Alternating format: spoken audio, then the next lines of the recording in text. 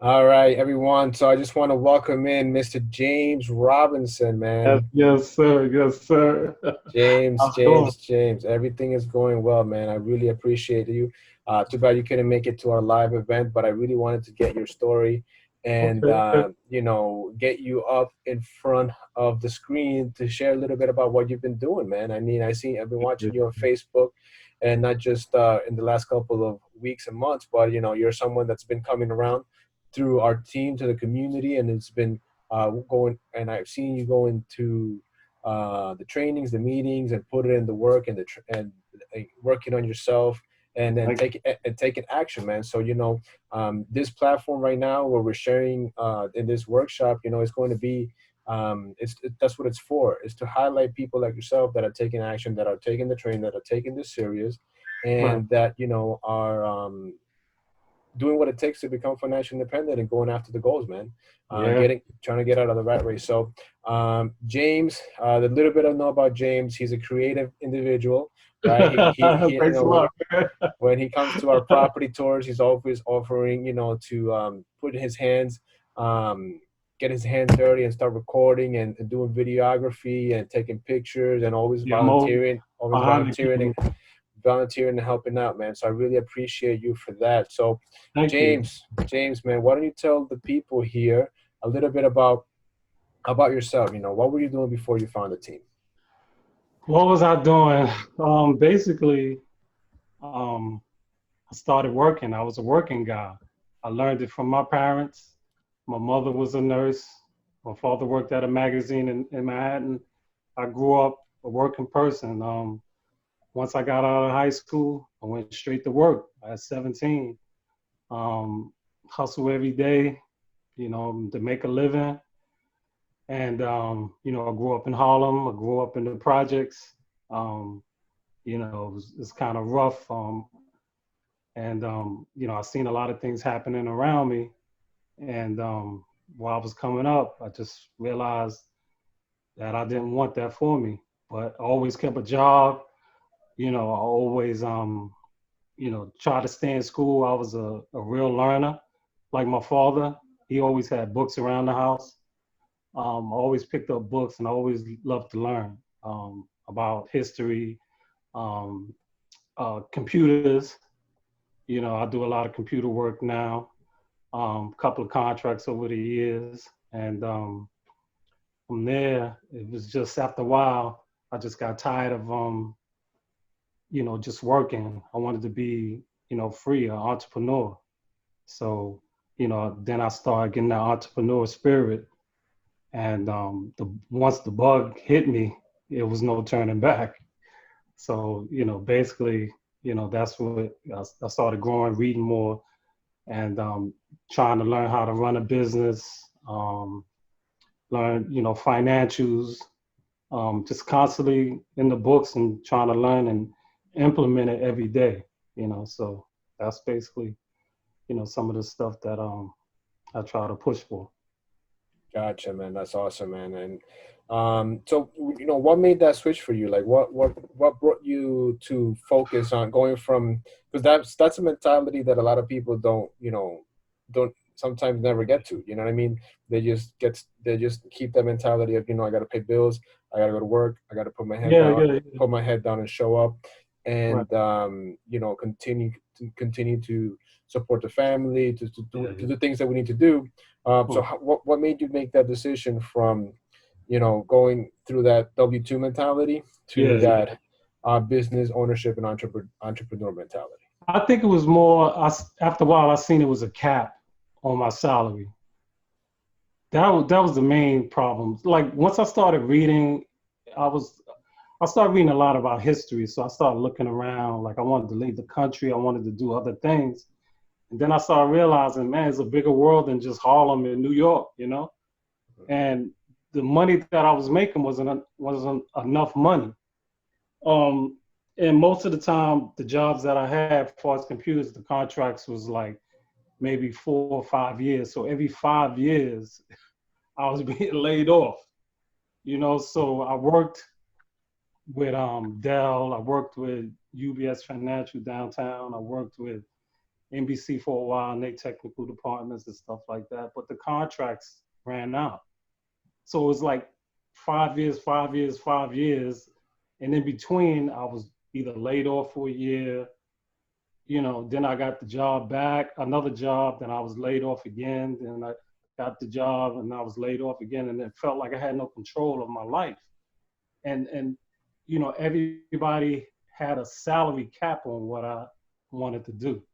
And I felt like I can make more money than this, and I realized being an entrepreneur, you have this, you don't have a ceiling, it's really based on your hustle. If your hustle is good enough, you figure out how to make more money than you can ever make.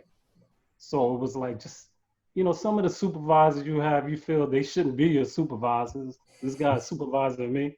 He's an idiot.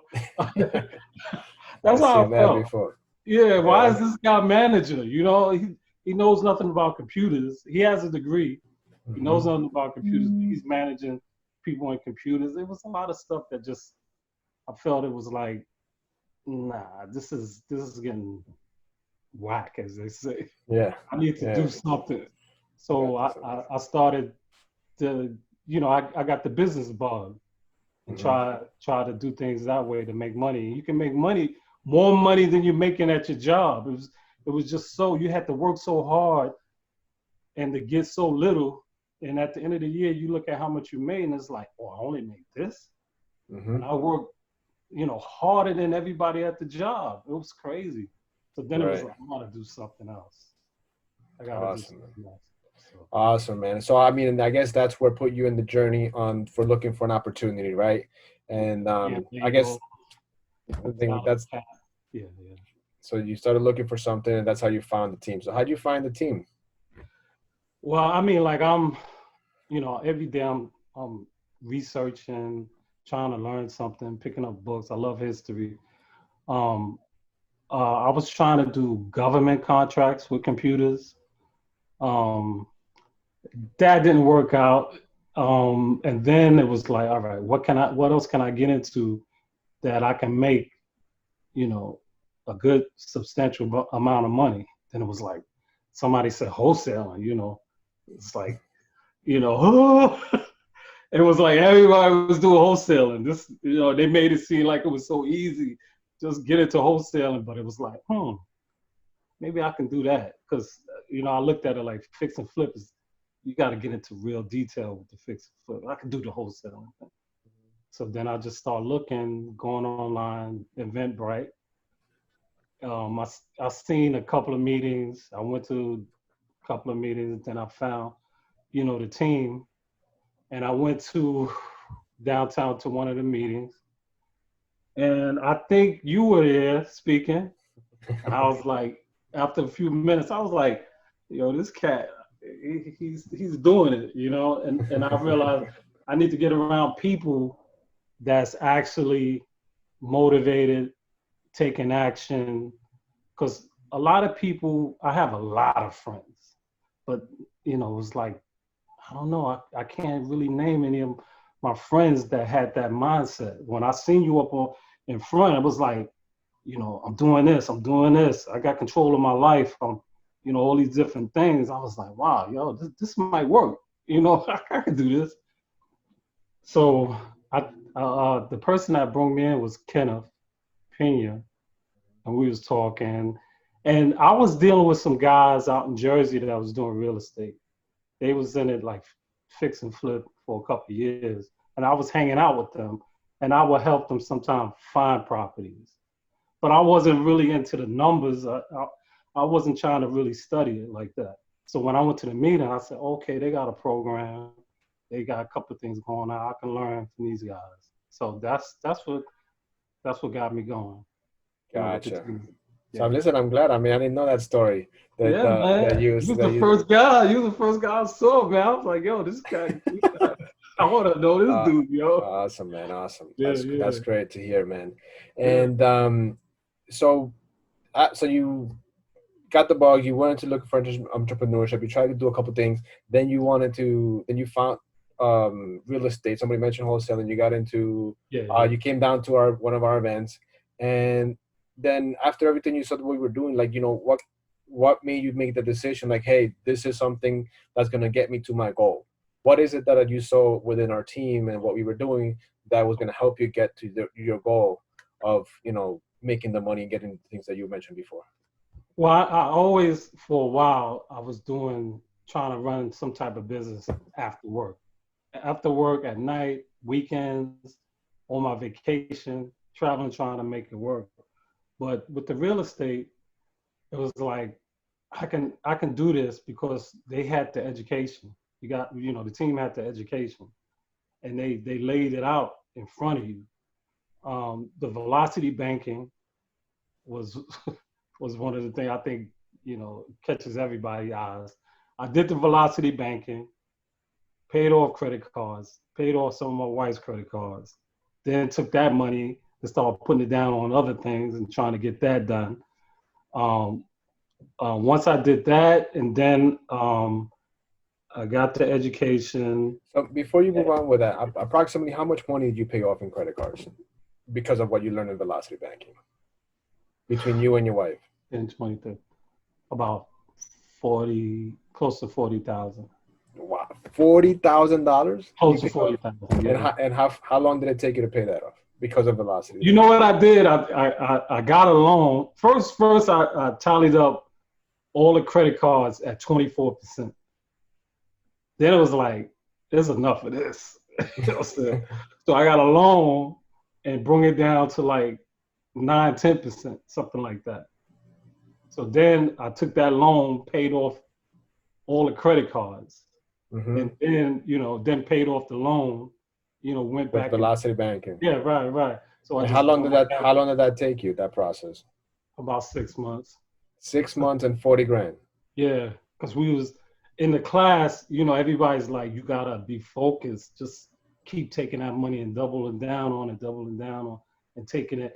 I would talk to my wife. Did you put that money on this? The extra money that we cleared up. Did you take that 200 here? Did you take this thing? And we just hitting it. That's You know. amazing, bro. If Yeah. without that, how long do you think it would have taken you to pay off 40 grand? First of all, I already Years know and years, right? because even in the class, they tell you like you jammed up for like 24 years on credit cards. You're never gonna pay it off.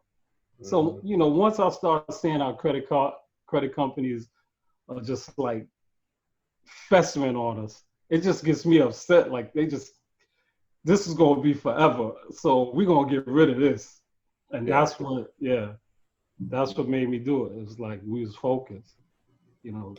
And once I went to the meeting and I joined up with the team, I was focused from day one. I still have like a piece of paper saying uh, April 1st, first day of my new life on my wall. Nice. I still got the sticker. And that ain't no Fool's Day, right? That ain't no Fool's It show. was April 1st.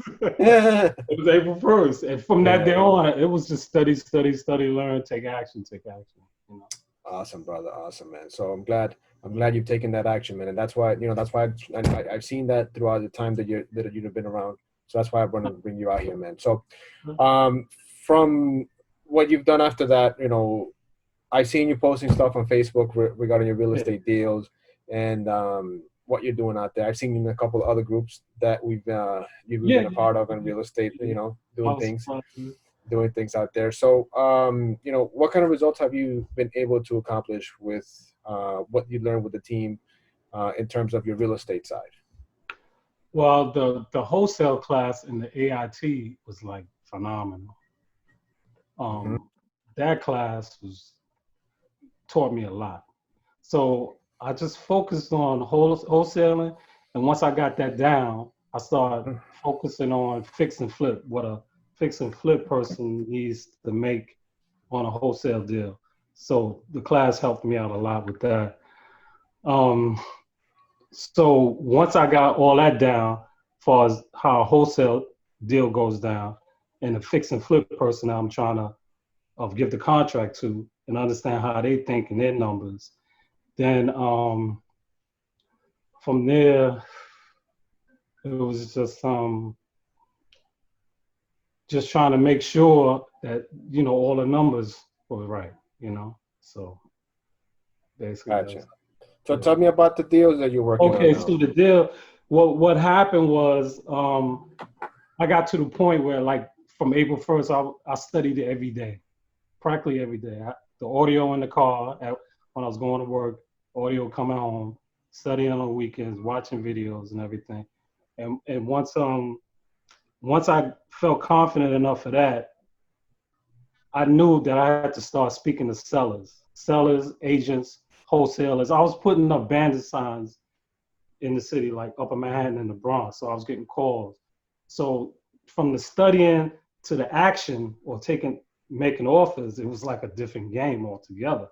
I was like, these people crazy. What the? It was like you Yes, it speak to is. people. It's like, is this they for real? It was really crazy. So I had to learn how to start negotiating with people. So it was different from just studying. Mm-hmm. And then once I kind of got that together, I figured out how to make offers. I stumbled a couple of times on contracts, um, dealing with the lawyers, New York, a legal state, because I was covering New York and New Jersey. So I was sent like I assumed that it was the same for some reason, but it wasn't. So I had to learn that for myself. Um, and once I start sending out offers, because I have software now and CRM systems to keep up with the properties, I make offers, and I try to send out. At one time, I send out maybe 20 in a month offers by looking at the property, the pictures, doing the calculations, and then sending out offers.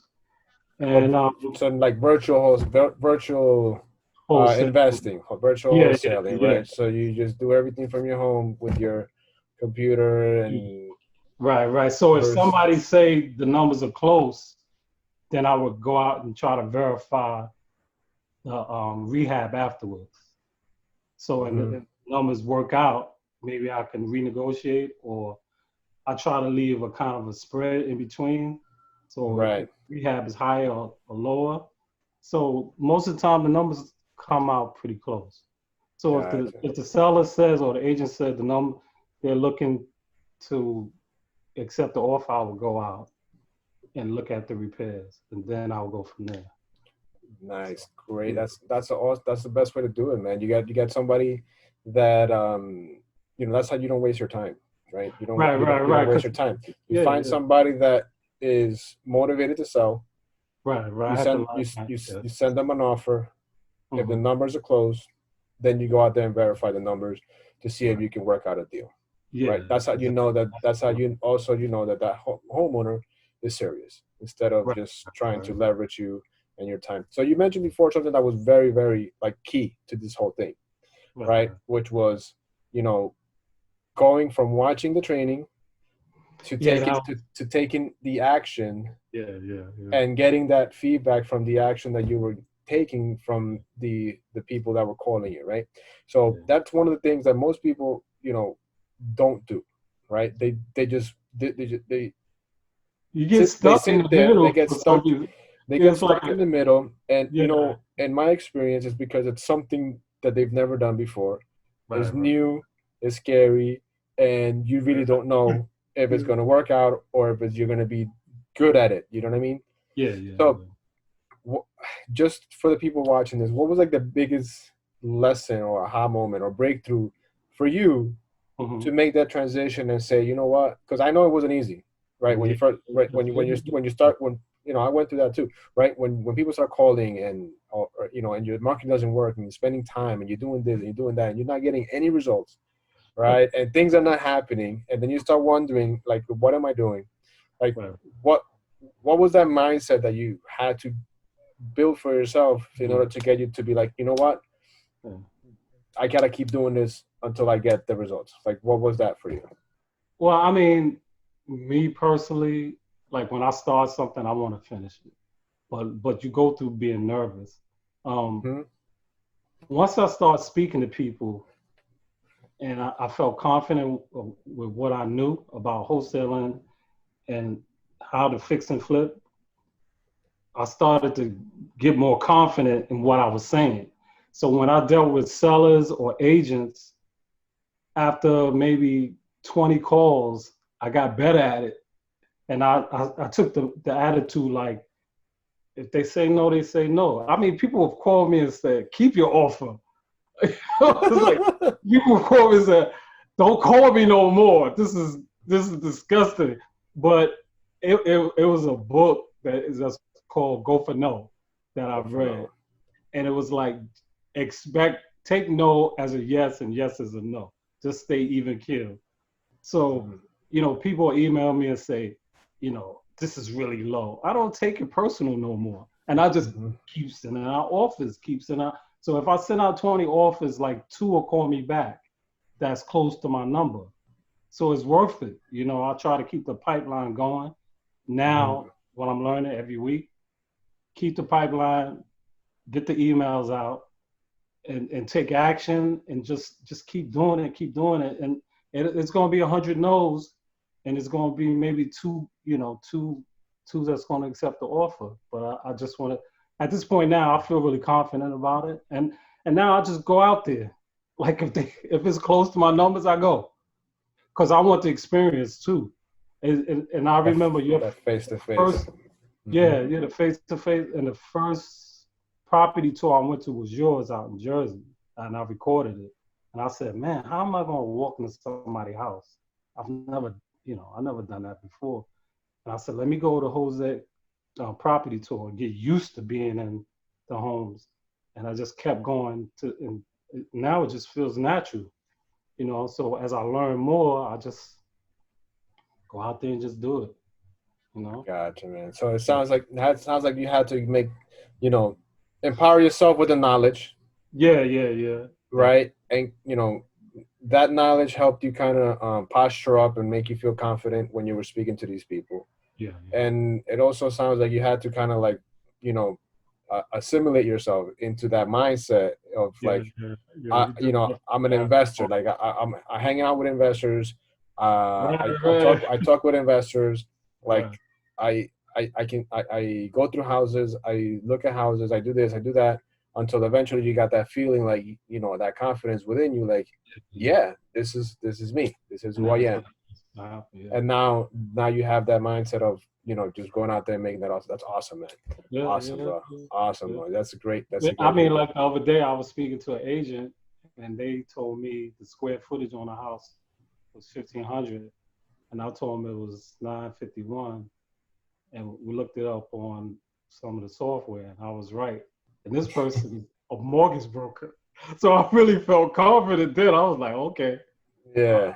I got something for you, So right. I'm confident. I have the tools, the education, the tools to back up what I'm doing and saying. So it feels good. It feels good. Awesome, brother. So what are you working on now? Like, what are you working on now? It's 2 properties. One is out in Somerset and one is out in Norwood, New Jersey. Okay. And what kind of deals are those? One is a homeowner and the other one is an agent. Okay. And but are those wholesale deals, fix and flip deals, buying homes? I'm trying to do wholesale deals. Both of them wholesale. Yeah. Both wholesale deals. Yeah. All right. And what is your potential profit on those properties, each one? I always go for 10,000. This is what I learned in education. They say sometimes you can do 15, but I want to stay with this. I believe it's the standard. I'm sure you can make more, but I usually try 10,000, and work from there. If the numbers are better, maybe I'll go up 5,000. But I look at the person that's buying the house, the fix and flipper, and I look at their criteria. If they want 20,000 or 40, no lower than 20,000. Like most of the deals, I try not to go below 20,000 for a fix and flipper, or for up to maybe 60,000, 80,000, whatever it is. But I don't try to go lower than that. And let them see that you got to leave. They want to make money. Yeah, they want to make money, and I want to make money, and I want to keep customers and stuff like that. So Yeah. Awesome, man. That's 5-figure deals. Yeah, yeah. I tried the criteria. I try to deal with from 200 to 600,000 single Okay. family. That's where I'm focusing on. And that's in New York and New Jersey. New York and New Jersey. Yeah, yeah. I try to focus on them places because uh, the the lawyers the lawyer I have in New York and the lawyer I'm dealing with now in Jersey, and they're legal states, and I have to learn all that stuff about you know lawyers and closings and yeah, yeah. So Yeah, it gets I'm in messy. it. Yeah, I'm in it. So yeah, That's good, man. That's good, man. Listen, man, James, I'm really, really proud of your accomplishment and your willingness to get out there and make it happen, man. yes, Really, sir. really, really, Appreciate all your really help, man. inspirational, man. So, Yeah, for people that are watching this right now and yeah, they're trying to make that decision, someone like yourself, that they're trying to, become entrepreneurs. They don't know if this real estate investing is for them, and on top of that, they don't even know if this team could be for them and help them right. where they want to do, right? So there's a lot going out to them, right? So what message would you share with somebody like that? Think Mhm. about how you were before you Yeah, met the team, yeah, yeah, before yeah. you met, before you got introduced to everything that you know now. Like, what we have a message for that person? What kind of message would you have for them? Well, with the team, I always felt they had integrity.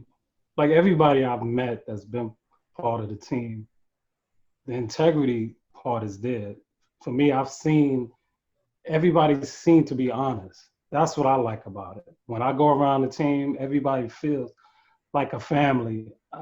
I believe a lot of people say that, but I think I feel that. And nobody's trying to hold back any information. Everybody's trying to help you.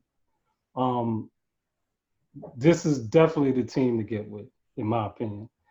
As far as what they need to do, you got to set goals. That's what I learned. I had to set some type of goal. Every day, I had to stick to the books, and then I had to go out and take some action, and make mistakes. You're gonna look stupid in front of people too. You're not gonna, But I try to learn so much so fast. I don't want to look Hmm. stupid, but I'm not willing not to look stupid. You got to set your goals.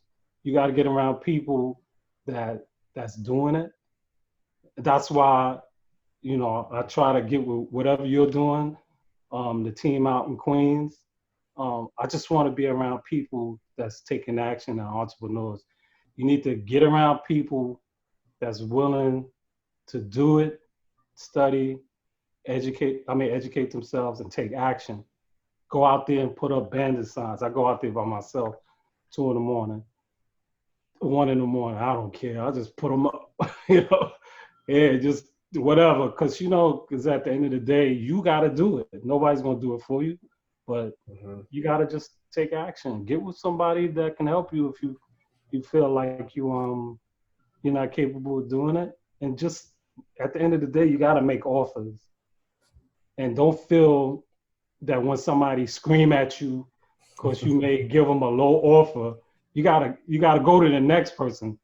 Like Hmm. somebody said, like a doctor, they lose a patient, and then the next minute in their mind they go next because they can't hold on to it.